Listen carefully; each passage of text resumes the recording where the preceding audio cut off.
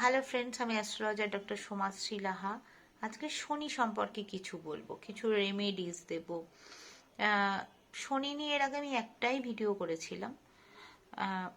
এবারে বলি যে আমরা সবাই জানি শনি 1, 3, 6, 10, 11 এইসব ঘরগুলোতে শনি থাকলে ভালো। শনির নিজস্ব ঘর মকর রাশি, কুম্ভ রাশি।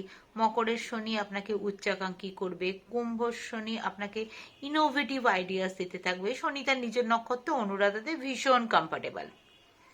আজকে আপনাকে বলবো, সবাই তো কর্মফলদাতা বলে থাকেন, কিন্তু আসল সত্যিকারের শনি আপনি যদি স্ট্রং করতে চান, আমি বলবো না যে আপনি আপনার নিজের ওজনের সমান খাদ্যশস্য দান করুন শনিবার দিনকে, বা অশ্বত্থ গাছের নিচে প্রদীপ জ্বালান, এগুলো বলবো না, কারণ আজকালকার দিনে এগুলো সত্যি পসিবল নয়। যেটা বলবো, আপনার যে অধস্থান কর্মচারী, স্টাফ, হাউস হেল্প, বাড়ির কাজের লোক, সবার সঙ্গে খুব ভালো ব্যবহার করুন। আর শনিবার দিনকে সর্ষের তেলের প্রদীপ বা কালো তিলের প্রদীপ, সে তো আপনি আপনার বাড়ির ঠাকুর ঘরে জ্বালতেই পারেন।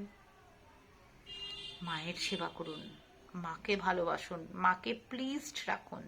দেখুন, শনি কোনোদিন খারাপ ফল দেবে না।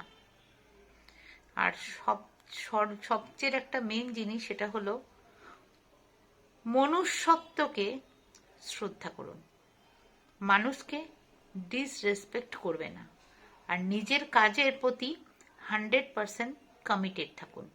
প্র্যাকটিস করুন, যোগা করুন, মেডিটেশন করুন।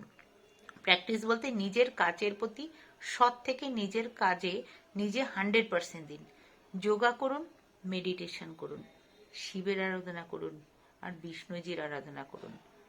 আর শনির বীজ মন্ত্র জপ করুন বা শুনুন, যেটা আমার নিচে স্ক্রিনে যাচ্ছে।